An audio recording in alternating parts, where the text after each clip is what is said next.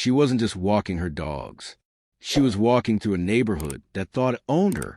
When 6 police cruisers swerved in and boxed her in on the sidewalk, she didn't flinch because she wasn't the one in danger.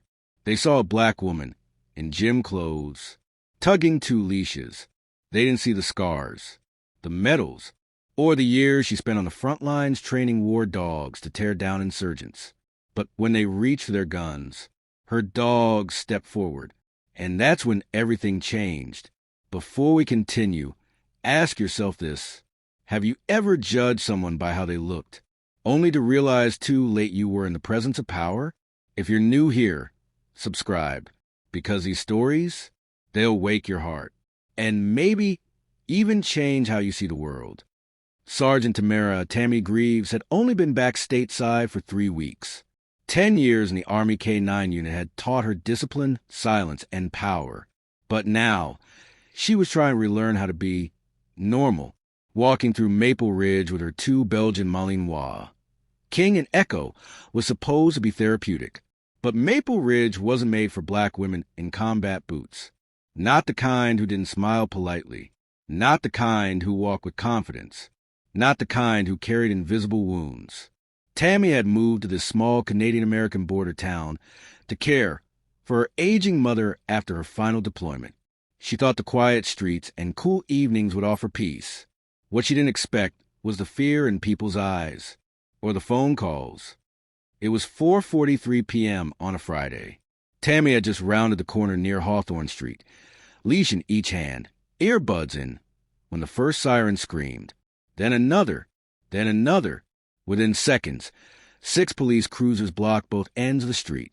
Doors flew open. Officers jumped out. On the ground, hands where we can see them. Tami stopped walking, pulled her earbuds out. "Excuse me," she said calmly. "Step away from the animals and lie down now." One barked. She looked down at King, at Echo, both standing alert, teeth bared, shoulders raised, but unmoving.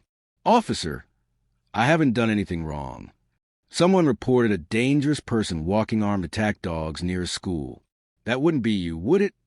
He was smiling, like he was waiting for her to explode. But Tami didn't. She raised her voice just enough. "Echo, down. King, sit." Both dogs obeyed instantly. Then she turned to the officers and said, "They're service-trained, former military, same as me. Do not raise your voice again, or they'll think I'm under threat." But the lead officer had already started to circle her, hand hovering over his taser. "Let me see some ID, Tamika. It's Sergeant Greaves, and I'm not reaching for anything while you're this tense." A second officer chimed in. "Why are you even walking here? This isn't the ghetto." That did it. Echo stood, growled, deep. 3 officers flinched. King moved forward 2 steps, and froze. But the message was clear. Tami raised her hand, firm and calm. "Stand. Guard." The dogs spread out, one to her left, one to her right. Not attacking, not aggressive, but poised, trained, ready. The tension cracked like thunder. Suddenly, a woman jogged into the scene, phone in hand. "Are you kidding me? I just saw the whole thing from my window. She's been walking those dogs every afternoon. She's literally training them, not attacking anyone." The officers hesitated. The lead cop turned toward her, voice sharp. "Ma'am, this is a police matter." But the woman held up her phone.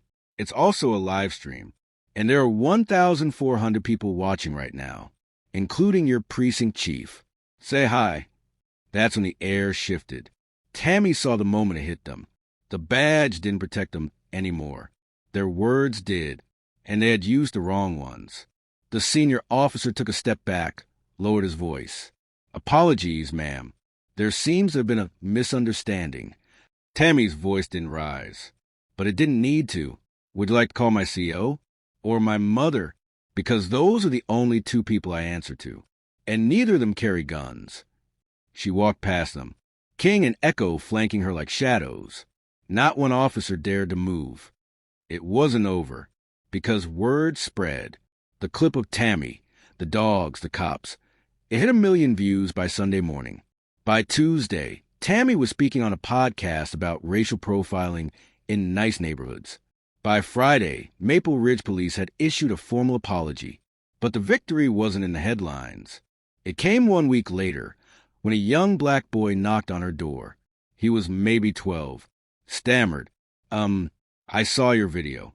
I was wondering if you could teach me how to train dogs like that. Like, how to be brave like you. Tami crouched, smiled. You don't need to be brave like me. Just be brave like you. But yeah, I'll teach you. Bring snacks. Moral of the story? Power doesn't always come from fists. Sometimes it comes from silence that commands respect, from discipline that doesn't react, but responds. And sometimes the most dangerous person in the room is the one who chooses not to strike first. Before you go, have you ever misjudged someone, only to realize they were far more than they appeared? Tell me in the comments. Make sure to subscribe for more true stories that challenge what we think we know. Because the truth, it's always deeper than it looks.